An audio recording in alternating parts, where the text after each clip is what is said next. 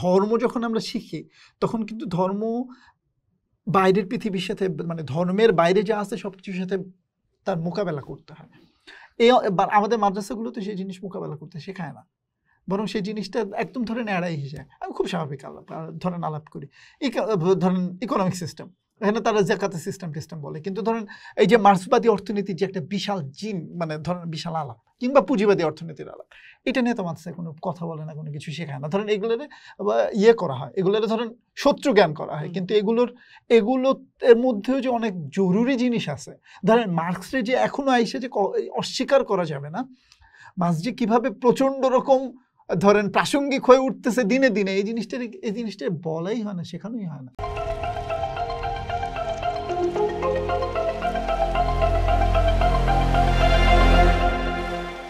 জুলাই অভ্যুত্থান আমাদেরকে একটা ঐতিহাসিক সুযোগ সৃষ্টি করে দিয়েছে বাংলাদেশ রাষ্ট্রকে বিনির্মাণের।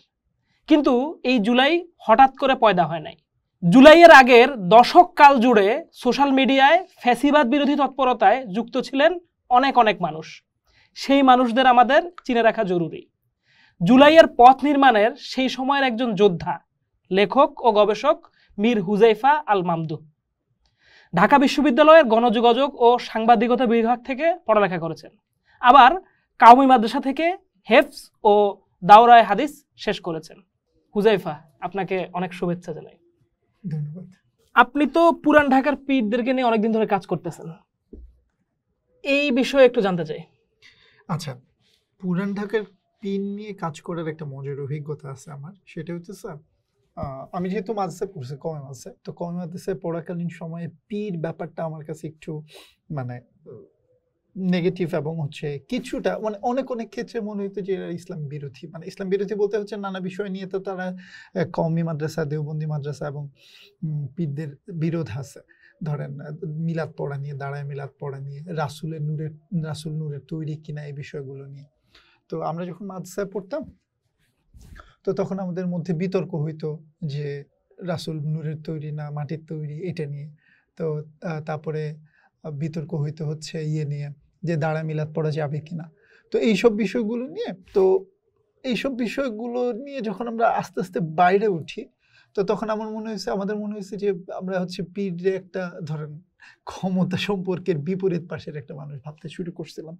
কিন্তু তার পরবর্তীতে একটা সময় পরে যখন আমার হলো আমাদের মগবাজারের একজন পীর আছেন পুরান ঢাকা, শাহবাজি ভাই। তো শাহবাজি ভাইয়ের সাথে যখন আমার আলাপ হয়েছে, দেখা হয়েছে, তারপরে আমার কাছে মনে হয়েছে যে না, পীর ব্যাপারটা আসলে ঠিক মানে আমরা যেমন তাদেরকে শত্রু ভাবি বা আমরা হচ্ছে তাদেরকে বিপরীত পক্ষ ভাবি, ব্যাপারটা তা না, বরং এরাও ইসলামী পালন করে এবং এরাও হচ্ছে আমাদের মতোই। এবং একই সাথে আমি যখন খানকাগুলোতে যাওয়া শুরু করি, আমি তখন দেখি যে ঠিক আমি যেই প্রেম নিয়ে, যেই আনন্দ নিয়ে, আমি যেই হচ্ছে আবেগ নিয়ে আমি হচ্ছে খোদাকে চাই, খোদার সাথে আমি ডিল করি, খোদার সাথে বোঝাপড়া করি, এরা ঠিক একই রকম একইভাবে করে। পার্থক্য হচ্ছে এরা হচ্ছে হয়তো পীরের মাধ্যমে করে, পীরকে একটা মাধ্যম মনে করে, এবং এটারও নানা কারণ আছে, এবং এটার আমি সেটা ব্যাখ্যাও দিছি নানা লেখায় আমার। তো তখন আমার কাছে মনে হয়েছে যে এই যে মানে এরা যে ইসলামটাকে ধারণ করে এবং ইসলামের যে চিন্তা এবং চর্চাটাকে ধারণ করে, সেই ইসলামের চিন্তা এবং চর্চাটা খুব জরুরি আমাদের জন্য। কারণ আমরা এই সময়টায় এসে আমরা আমাদের ইসলামের চিন্তা এবং চর্চা খুবই এককেন্দ্রিক হয়ে যেতেছিল। তো আমার কাছে মনে হয়েছে যে এই এককেন্দ্রিকতা নিয়ে আসলে চলা যায় না, বরং যতগুলো মতামত আছে, যতগুলো ধরেন ইসলামের যতগুলো আলাপ আছে, চিন্তার চর্চার, সবগুলো নিয়ে কাজ করা জরুরি। আমি তখন থেকেই চিন্তা করছি যে আসলে আমি এই কাজটা শুরু করব। তো তার আগে আমার একটা কাজ ছিল ভারতবর্ষের মাদ্রাসা। আমি ভারতবর্ষের মাদ্রাসা বা একটা বই লিখছি, সেখানে এই অঞ্চলের ইসলামী শিক্ষার যে একটা প্রাইমারি ভূমিকা আমি লিখছি, যে কিভাবে একদম শুরু হলো, কোন পর্যন্ত আসলো। তো সেখান থেকে তারপরের একটা কাজ যদি বলা যায়, আমি হচ্ছে বলতে পারি যে এটা হচ্ছে এই পীরদের নিয়ে কাজ। তো আমি তখন শাহবাজি ভাইয়ের সাথে পীরদের নিয়ে কাজ করা শুরু করলাম, এবং আমি জানলাম যে এই পীরদের যেই কালচার, সেই কালচারটা আমাদের ঢাকার কালচারের সাথে অনেকভাবে জড়িত, এবং ঢাকার কালচারের সাথে ধরেন 400 বছর ধরে জড়িত, নতুন না। ঢাকা যতদিন ধরে এই পীরের কালচার, ততদিন ধরে এই নানা রকম কালচার। এখানে হচ্ছে ধরেন যেমন খানকা আছে, খানকার মধ্যে প্রত্যেকটা খানকার আবার ডিফারেন্ট নানা ধরেন চরিত্র আছে, এক এক খানকা এক এক রকম। তো এই যে ধরেন নানা খানকায় কাওয়ালি হয়, এবং কোথাও কাওয়ালি হয় হচ্ছে ধরেন একদম বাদ্য সমেত, এবং কোথাও ওরা মনে করে যে না কাওয়ালিতে বাদ্য থাকবে না।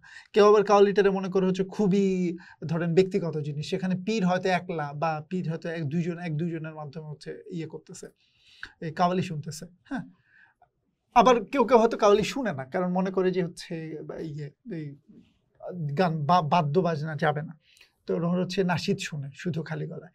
তো এই যে পার্থক্যটা, এটা ধরেন পুরান ঢাকার মধ্যে আমি হচ্ছে অলিগলিতে হাঁটলে একটু দূরে গিয়ে দেখি যে এই যে নানা রকম তফাৎ আছে, এই পার্থক্যটা আছে।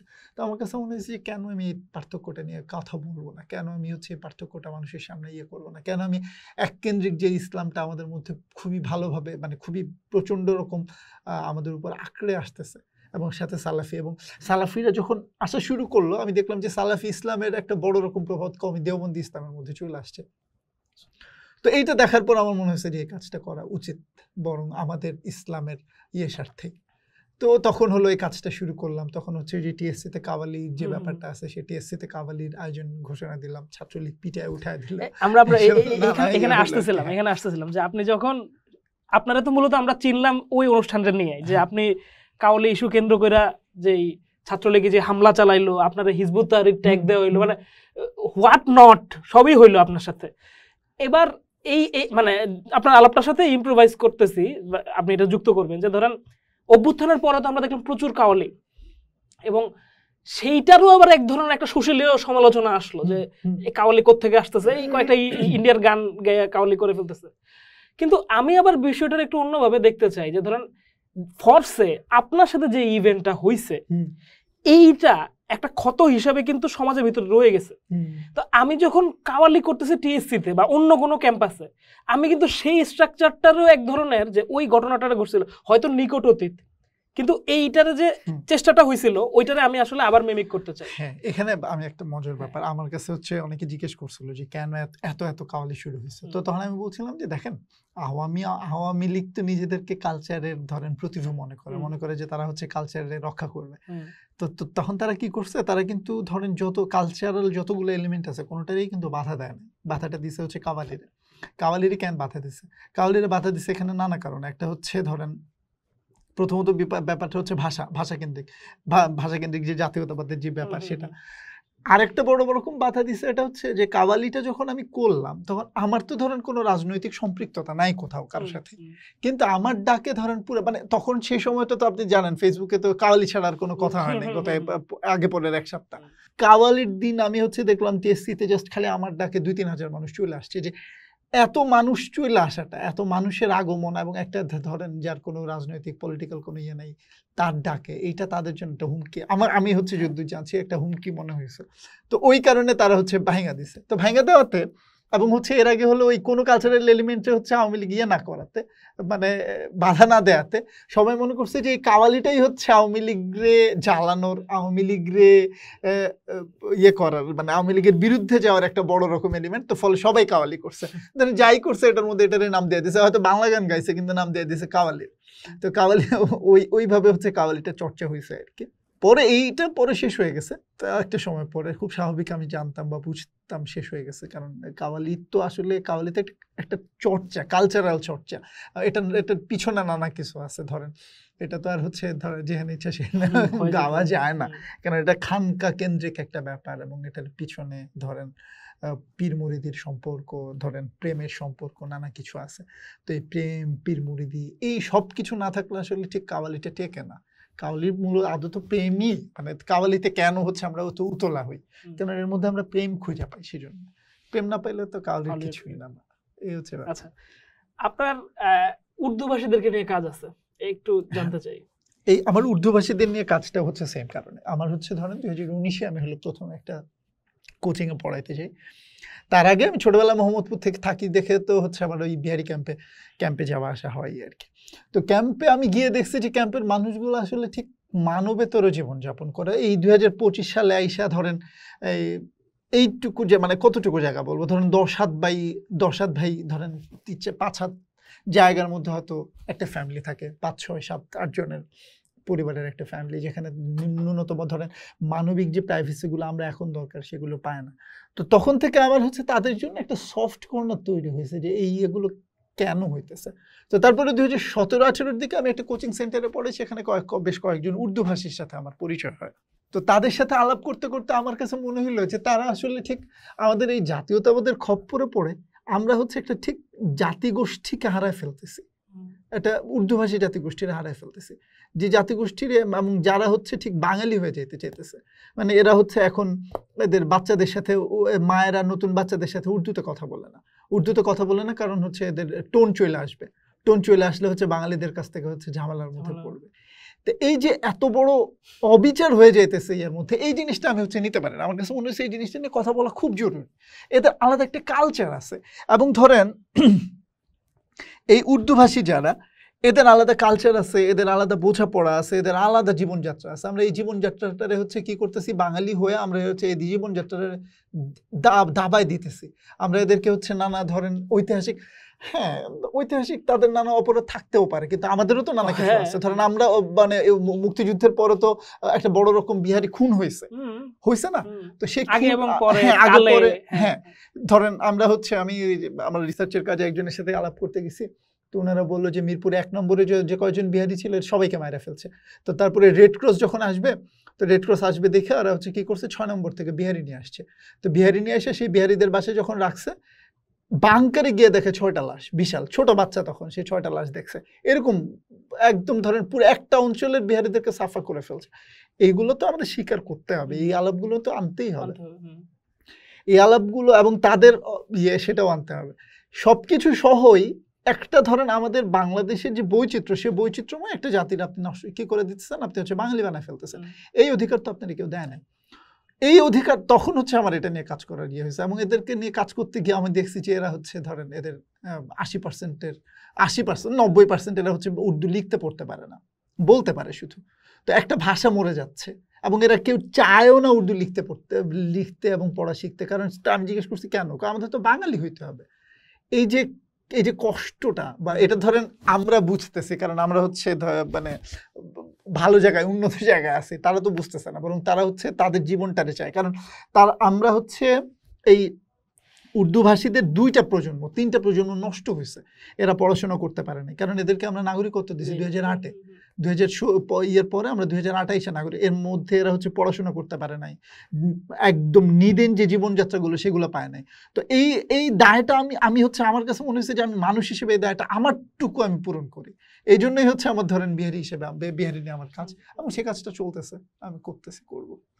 আচ্ছা, আপনার সর্বশেষ ভাইরাল স্ট্যাটাস নিয়ে কথা বলি। হ্যাঁ, যে আপনি তো ধরেন দয়া দরদের সমাজের কথা বললা, অলরেডি সমাজে কর্নার্ড হয়ে আছেন।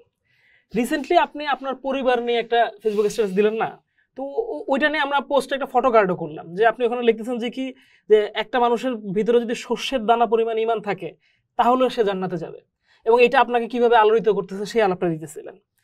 তো এই যে আপনার আলাপ, সেই আলাপের উপরে আবার প্রচুর বাজে মন্তব্য বিভিন্ন ঘটনা থেকে, আমি তো দেখতেছি সবটাই, যেমন একটা খুব এক্সট্রিম ডান পদ্ধতি থেকে আসতেছে, আবার এক্সট্রিম লেফট থেকেও আপনার প্রচুর হেড কমেন্ট আসতেছে। কিভাবে ডিল করেন এগুলা? মজার ব্যাপার হচ্ছে কি, আমি ডিল করার জন্য একটা ভালো রকম পদ্ধতি তৈরি করে নিয়েছি। সেটা হচ্ছে আমি আমার লিস্টে পাবলিক কমেন্ট অফ করে রাখছি। তো আমি আমার ফ্রিতে, তো ফলে হচ্ছে পাবলিক কমেন্টে আসে না, এবং আমার লিস্টের কেউ এই বাজে কমেন্ট করলে আমি তারা হচ্ছে ইয়েতে রাখি না। এটা হচ্ছে আমার মানসিক শান্তির জন্য, মানসিক প্রশান্তির জন্য। সে কেউ আমার পোস্ট শেয়ার করে গালাগালি করবে, সেটা নিয়ে আমার কোনো ইয়ে নাই। তো এই ক্ষেত্রে এইটা আমার কাছে ধরেন আমার লিস্টে আমার কমেন্টটা আমার পর্যন্ত না আসে, এটা আমার অনেক বেশি রিলিফ দেয়। তারপরে যেটা হয় সেটা হচ্ছে আমার কাছে মনে হয় যে ধরেন যারা গালাগালি করে ওরা খুব দূর থেকে গালাগালি করতেছে, এরা আমার গায়ে লাগতেছে না, আমার পর্যন্ত আসতেছে না, এইটা মনে হয় আর কি। তো এইটা তো ধরেন তারপরেও আমি তো কর্নার্ড হয়ে, মানে ধরেন আমার এখন কেউই দেখতে পারে না, কারণ আমি হচ্ছে সবাইরে চাই, তো সবাইয়ের অধিকার নিয়ে আলাপ করি। এইটা একটা সমস্যা হয়েছে, এবং হচ্ছে ধরেন এমন কোনো ট্যাগ নাই ইয়েতে, একদম জঙ্গি থেকে শুরু করে নাস্তিক পর্যন্ত এমন কোনো ট্যাগ নাই যেটা আমার দেয় নাই, আমি খাই নাই। তো এটা আছেই। একই ঘটনা দেখলাম আপনার এই নারী সংস্কার কমিশনের রিপোর্ট নিয়েও, যে আপনি খুবই সপ্রতিভ ছিলেন এটা নিয়ে। আবার আপনার কারণেই হয়তো আমরা দেখি যে কাউমিদেরও অনেককেই এখন এই বিষয়গুলো নিয়ে একটু একটু করে কথা বলতে দেখা যায়।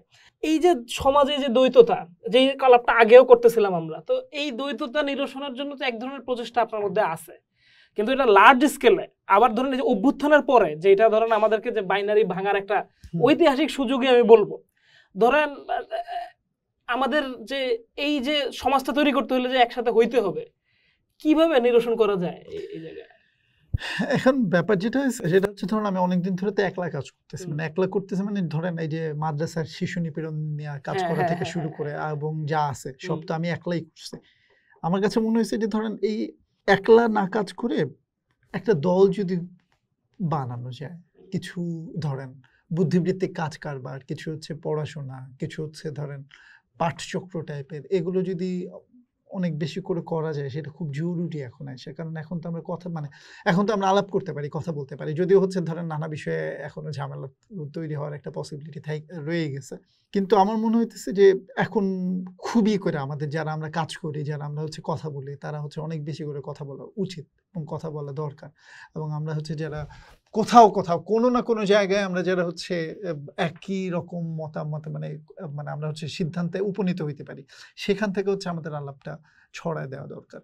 কারণ এখন হচ্ছে খুবই মানে এই বাইনারি ভাঙার এবং হচ্ছে ধরেন সমাজটার একটা সমাজ, সেখানে হাজার হাজার মতামত থাকবে, কিন্তু দুটা ভাগ হয়ে দূরত্ব হয়ে যাবে, এই জিনিসটা আসলে খুব ভয়ানক জিনিস। এই জিনিসটা হচ্ছে আমাদেরকে অনেক ভোগাইছে। এই জিনিসটা আমাদেরকে হচ্ছে ধরেন একটা বড় রকম ধরেন এটাকে কি বলে একটা হত্যাকাণ্ডরে জাস্টিফাই করাইছে। তো এই জিনিসটা নিয়ে তো এবং এটা আরেকটা হত্যাকাণ্ডের পর পথ পরিষ্কার করছে। ধরেন তারপরে হচ্ছে ধরেন এই যে ইয়েগুলো ধরেন জামাতের যুদ্ধাপরাধ নিয়ে আমরা যত আলাপি করি, কিন্তু সাইদির যেদিন সাইদিরে হচ্ছে চাঁদে দেখা গেছে সাইদি সাহেব, সেই দিন হচ্ছে যে কয়টা জামাতের ইয়ে মারছে, এই মারার অধিকার কে দিছে? তারা কেউ তো দেয় নাই। কিন্তু তার তো হচ্ছে একটা নৈতিক ইয়ে তৈরি হয়েছিল যে আচ্ছা ঠিক আছে আমি হলো আমার দেশে বাঁচানোর জন্য ইয়ে করার জন্য এটা করছি, এই অধিকার তো তারা কেউ দেয় নাই। এবং মানুষ মারার তো অধিকার কার? এবং আমাদের প্রগতিশীল বলয় থেকে অনেকে একদম অন্ধভাবে আমরা অনেকে এটাকে সমর্থন যোগায় গেছি। মানুষ মাইরা ফেলার অধিকার তো কারণ সেটা কাউরে তো কেউ দেয় না। তুমি হচ্ছে একজনের ধরতে মানে তোমার হচ্ছে আমরা হলো রাষ্ট্রীয় ইয়ে নানা সিদ্ধান্ত রাষ্ট্রীয় কিছু তো ইয়ে করার মানে বিশৃঙ্খলা রাখার জন্য আমরা হতে পারি জেলে দিতে পারি, সবকিছু করতে পারি, কিন্তু মাইরা ফেলার তো অধিকার নেই। এখানে যখন মাইরে ফেলছে তখন তো তার বিরুদ্ধে নামতেই হবে, তার বিরুদ্ধে কথা বলতেই হবে।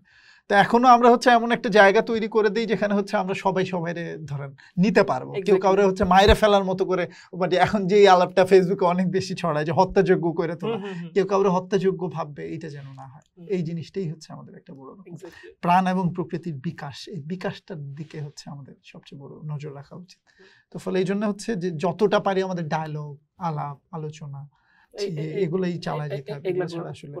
আপনার সোশ্যাল মিডিয়াতে যদি আমরা একটু পিছনের দিকে যাই, কারণ আমি আপনাকে যেভাবে দেখি আর কি, আপনি মাদ্রাসা শিক্ষা নিয়ে প্রচুর লেখালেখি করেন এবং সুন্দর বিষয়টা হইতেছে যেমন আপনি সংকটের কথাও বলেন, আপনি ভালো কথাও বলেন, যে মানে একটা বৈচিত্র্যময় শিক্ষা, অনেকগুলো ভাষা শেখা যায়, এগুলো খুব ইম্পর্টেন্ট।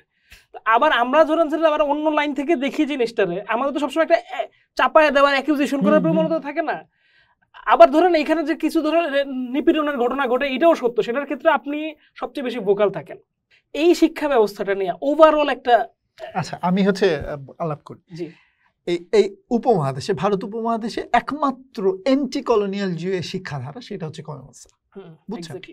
তো ফলে এই জিনিসটারে স্বীকার করতেই হবে, কারণ কলোনিয়াল মানে ধরেন এখন আমাদের ইন্টেলেকচুয়াল মধ্যে বা একাডেমিয়ার মধ্যে একটা বড় রকমের ধরেন ফ্যাশন ব্যাপার, যদি আমি ফ্যাশন হিসেবে বলি, সবাই হচ্ছে উপনিবেশিকতার বাইরে গিয়ে কাজ করতে চায়। তো এইটা হচ্ছে সবচেয়ে বড় ধরেন আমাদের এই ইয়ের মধ্যে বিদ্যমান একটা জিনিস, যেখানে হচ্ছে ওই অ্যান্টি কলোনিয়াল পুরো ধরেন সরকারের বিন্দুমাত্র সহযোগিতা না নেওয়া, কমের কাছ থেকে চাঁদা নিয়ে। দেওয়ান মাদ্রাসার একটা বড় রকম ইয়ে ছিল যে এরা হচ্ছে কখনো ইয়ে করবে না, তাদের অর্থনৈতিক কোনো স্থায়ী ব্যবস্থা করবে না, যাতে হচ্ছে তারা সবসময় মানুষের কাছে যাইতে পারে, মানুষের কাছে জবাবদিহি থাকতে পারে। তো মানুষের কাছে জবাবদিহিতা থাকা তাদের ধর্মের জন্য, তাদের সব কিছুর জন্য, এটা কিন্তু খুব গুরুত্বপূর্ণ একটা কাজ এবং গুরুত্বপূর্ণ একটা সিস্টেম পদ্ধতি তৈরি হয়েছিল। কিন্তু সমস্যা যেটা হচ্ছে, তো এই মাদ্রাসা পদ্ধতিটার এই জন্য হচ্ছে আমি ইয়ে করি, আমি হচ্ছে প্রশংসা করি, এবং এই মাদ্রাসা পদ্ধতিটা অনেক বেশি গুরুত্বপূর্ণ। ভাষা শেখানোর যে আলাপটা আপনি করলেন, আমি করলাম, কিন্তু এই সিলেবাসটার ধরেন নানা সমালোচনা আমি করি। সমালোচনা, একটা বড় সমালোচনা হইতেছে ধরেন এটা হচ্ছে পূর্ণ ইসলাম শেখায় না, বরং হানাফি মাযহাবটা শেখায়। এই জিনিসটা আমি হচ্ছে ধরেন আমি আলাপে ইয়ে করি, কারণ আমাদের পুরো কওমি মাদ্রাসার সিলেবাসটাই হচ্ছে হানাফি মাযহাব কেন্দ্রিক। ধরেন আপনি একদম শুরু থেকে কি করবেন, আপনি হচ্ছে মাযহাবের নানা কিছু শেখা শুরু করবেন, এবং যখন শেষ দাওরায়ে হাদিস পড়বেন, দাওরায়ে হাদিসে আপনি যে হাদিসগুলো পড়বেন সেই হাদিসগুলো পড়বেন না, বরং আপনার হাদিসগুলো পড়বেন হচ্ছে আপনার মাযহাবকে কিভাবে মানে ধরেন মানে ইয়ে করা যায়, বিজয়ী করা যায়, সেই ইয়ে করে আর কি। আপনার মাযহাব কেন শুদ্ধ, কেন ইয়ে হানাফি মাযহাবটা। তো এইখানে ঝামেলা যেটা হয় সেটা হচ্ছে পূর্ণ ইসলাম শেখানো হয় না। ধরেন কেউ যদি ইসলাম শিখতে চায় তখন তো তার সাথে ইসলাম তো বা ধর্ম যখন আমরা শিখি তখন কিন্তু ধর্ম বাইরের পৃথিবীর সাথে মানে ধর্মের বাইরে যা আছে সব কিছুর সাথে তার মোকাবেলা করতে হয়।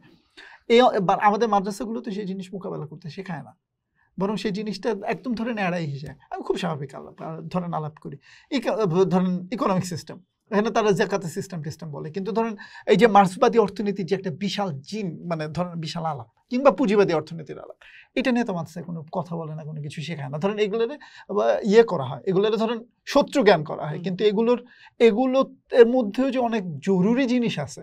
ধরেন মার্ক্সের যে এখনো আইসে যে অস্বীকার করা যাবে না, মার্ক্স যে কিভাবে প্রচন্ড রকম ধরেন প্রাসঙ্গিক হয়ে উঠতেছে দিনে দিনে, এই জিনিসটা বলাই হয় না, শেখানোই হয় না। তো এই জিনিসটা কে বলবে তাদেরকে? ধরেন ফ্রয়েড পড়ানো হয় না, ধরেন সমাজবিজ্ঞান পড়ানো হয় না, অথচ সমাজবিজ্ঞানের সাথে ধর্মের খুব ধরেন এখানে ইয়েটা কি, এটা হচ্ছে একটা হলো খোদা যেটা বলে গেছে, আর একটা হচ্ছে মানুষ যেটা তৈরি করছে। তো এখন ধর্ম তো হচ্ছে খোদা মানুষের জন্য যেটা দিছে, তো মানুষ যেটা তৈরি করছে সেটা, সেই আলাপটা যদি যে শুধু খোদার আলাপ পড়ে সে যদি না জানে, তো তার তো একটা বড় রকম, সে তো সমাজেই নামতে পারবে না। কিন্তু এই আলাপটা হয়ই না, এই আলাপটা নিয়ে কথাই হয় না। তো এই আলাপটা হচ্ছে মাদ্রাসার শিক্ষার মধ্যে এই জিনিসটা ঢোকানো উচিত বলে আমি মনে করি। এবং ধর মাদ্রাসার শিক্ষা শুধু জুরিসপ্রুডেন্স, শুধু হানাফি ফিকহ শেখাবে এইটাও না, বরং একদম ধরেন পুরো ধর্মটা, ধর্মের নানা দিক সহ সবকিছু শেখানো হবে, ওই জিনিসটা ব্যাপার। তারপর হচ্ছে আমি যে আলাপটা করতে চাই এখন হচ্ছে, যে আলাপটা নিয়ে ভাবতেছি সেটা হচ্ছে মাদ্রাসার জবাবদিহিতার জায়গাগুলো।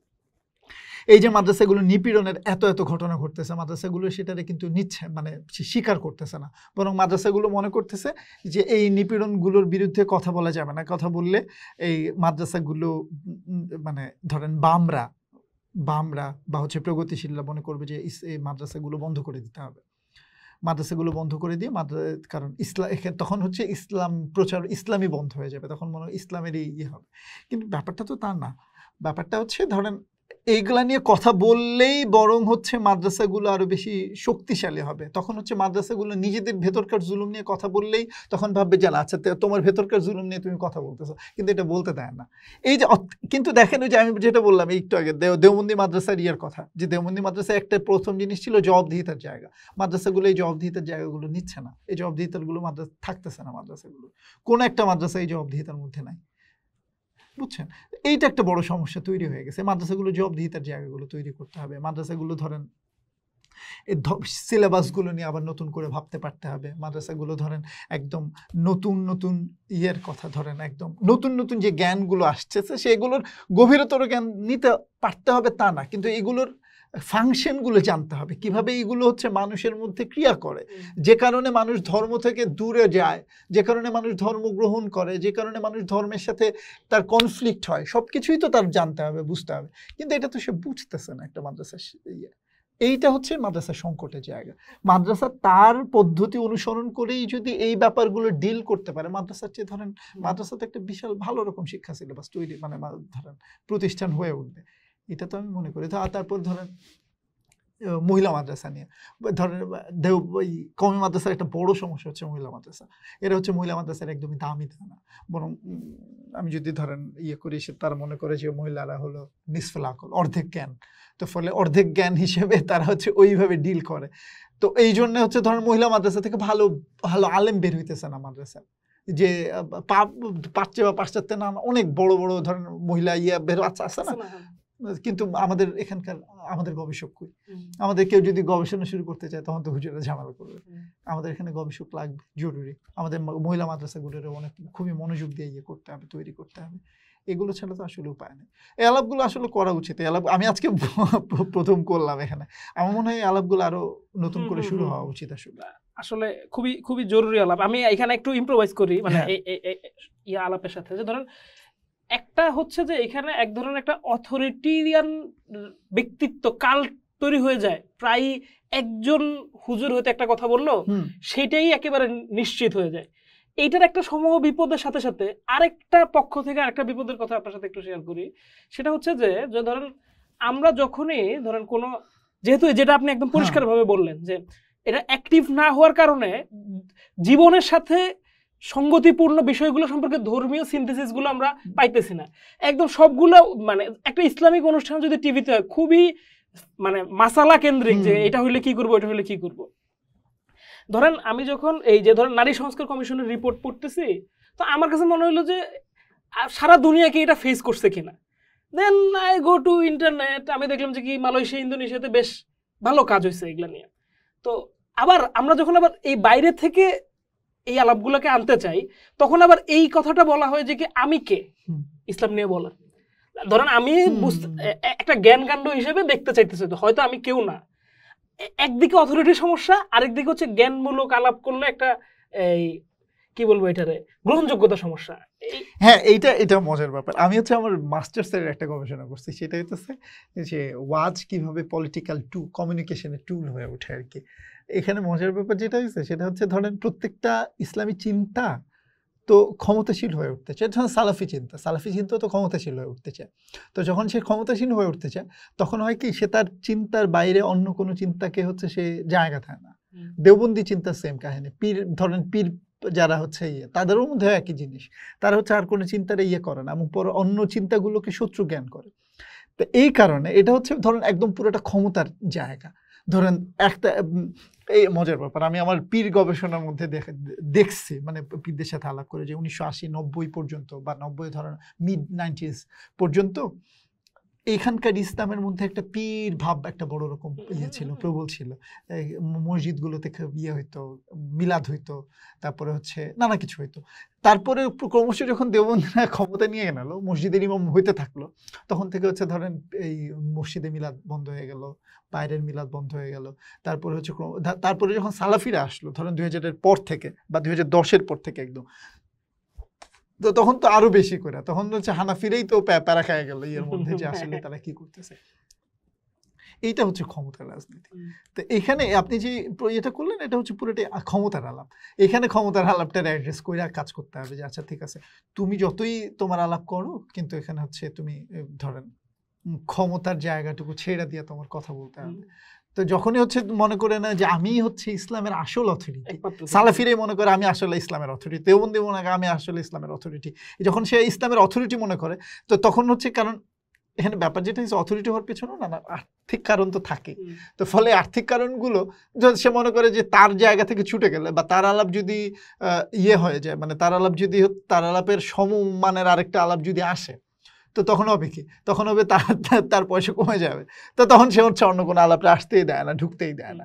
এটা হচ্ছে বড় সমস্যা। তো এই জায়গাগুলো আলাপ মানে অ্যাড্রেস করতে হবে আর কি। এখান থেকে আরেকটা জায়গায় ঢুকি, যে ধরেন মাজার ভাঙাভাঙি নিয়ে এক ধরনের ঝামেলার মধ্যে তো আছে। শাহজালালের নিয়েও ছোট হয়ে গেল জিনিসটা, কিছু আলাপ টালাপ আমরা দেখলাম। তো এখানেও আমি আসলে একদম লিনিয়ার ভাবে বলবো না যে এটা কি, মানে আমি হয়তো বলতে পারি যে এটা কি ভালো কাজ না খারাপ কাজ, বা এটা কেন হইলো। এইটাও তো আবার সত্য, মানে ধরেন মানুষ যারা এই মবের সাথে ইনভলভ হইতেছে, আমি আসলে জুলাই পরবর্তী মবগুলোতে একদম লিনিয়ারি মব হিসেবে দেখতে রাজি না। এখানে ডাইনামিক্স আছে, জরুরতও আছে কিছু কিছু ক্ষেত্রে।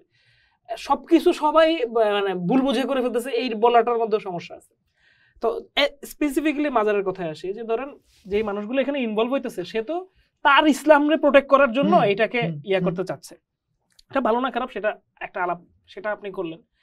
আবার এটাও তো সত্য যে এইখানে আবার অনেক মাজার গড়ে উঠতেছে, বা অনেক ধরনের এই চিন্তা গড়ে উঠতেছে, যেটা আসলে কোনো ধরনের ফিলোসফিকে এনরিচ করতেছে না, সে কিছুই চর্চা করতেছে না, একটা মোটা মানুষ বসে থাকতেছে। যেটা হইছে এইটা কিন্তু ধরেন, এটা কিন্তু আমরা এইটার ডিল করব কিভাবে, আমরা ভেঙে দিয়া সেটাই আমরা ধরেন এখানে হচ্ছে সবাই বলবে যে এই মাজারে হচ্ছে শিরক হয়, এই মাজারে পূজা হয়, এই মাজারে গাঁজা খায়, এই মাজারে হচ্ছে ধরেন মানে মেয়ে নিয়ে আসে, এইসব নানা আলাপ আছে, আলাপ করতেছে এবং হচ্ছে এগুলো নিয়েই ভাঙতেছে। ধরেন হয়েছে এরকম যে হয়তো এই মাজারে অবৈধ কার্যক্রম হয় নারী পুরুষের, এইসব আলাপ যদি করে কইরা ভাঙে, আমাদের তো ধরেন ডিল করতে হবে এগুলো হচ্ছে ইসলামিক, আমরা ডিল করতে হবে থিওরি দিয়ে, আমাদের ডিল করতে হবে হচ্ছে ইয়ে দিয়ে। এখন আরেকটা মজার ব্যাপার হয়েছে, মানে আমি হচ্ছে ধরেন এখানে মানে আমি জানি না এটা কতটা নিরাপদ এই জায়গায় বলা, আলাপ যেটা হচ্ছে সেটা হচ্ছে ধরেন একজন পীর হয়তো বাজে কিছু জিনিস বা ধরেন যেটাকে আমরা বাজে বলবো না, কিন্তু ধরেন আমি বলতেছি যেটা হয়তো যেটা ফিলোসফিক্যালি কোনো নতুন কিছু দিচ্ছে না, সেই জায়গাটা নিয়ে কাজ করতেছে, সেই জায়গা নিয়ে কথা বলতেছে। কিন্তু তার যে মুরিদরা আছে, তার মুরিদ যে তার কাছে যাচ্ছে, সেখানে যে আবেগটা সে প্রদর্শন করতেছে, এই জায়গাগুলোর তো আপনি কিভাবে ডিল করবেন? একটা মুরিদ, একটা পীর হয়তো কিছুই দিচ্ছে না, কিন্তু তার কাছে গিয়ে একটা মানুষ শান্তি পাচ্ছে, আত্মিক শান্তি পাচ্ছে। তার কাছে গেলে তার কাছে মনে হইতেছে যে তার জীবনের কষ্টগুলো সে বলতে পারতেছে, তার কাছে গিয়ে মনে হইতেছে যে সে হচ্ছে তার অনেক কিছু, মানে ধরেন জীবনের অনেক স্ট্রাগল দূর হয়ে যাবে, অনেক সাফারিংস দূর হয়ে যাবে, সে তার সাফারিংসগুলো দূর হচ্ছে। হ্যাঁ, হচ্ছে। আপনি এইটার ব্যাখ্যা কিভাবে দেবেন? এইখানে এই জায়গায় মানে এত তো বাইনারি না সবকিছু যে আচ্ছা ঠিক আছে হলো ফিলোসফি দিচ্ছে না কিন্তু আমি ইয়ে করে দিতে পারি। কিন্তু আমি একটা মানুষকে দেখছি, আমি একটা ধরেন আমি খানকায় গিয়ে দেখছি যে সে ইয়ে করতেছে, পীরের পা ধরে কানতে কানতে যার হয়ে যাচ্ছে। কেন? সে তো পাচ্ছে কিছু পীরের কাছে।